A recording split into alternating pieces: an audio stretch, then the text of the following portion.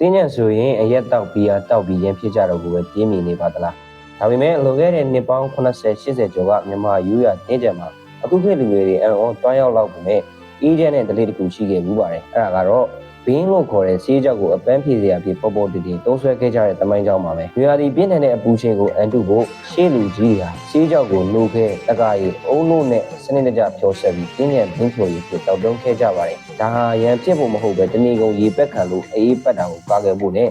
ခန္ဓာကိုယ်ကိုလဲဆန်းစေဖို့အတွက်ဆေးဖက်ဝင်ဖြိုရီအဖြစ်သုံးဆွဲခဲ့ကြတာပါနောက်ထပ်စိတ်ဝင်စားဖို့ကောင်းတာက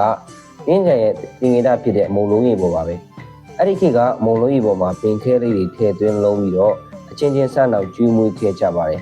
မုံလုံးကြီးပေါ်စားပြီးတော့တဟီးဟီးနဲ့ရေနေကြတယ်ဆိုတဲ့စကားပေါ်ဟာဒီဒလေးကနေဆင်းသက်လာတာဖြစ်ပါတယ်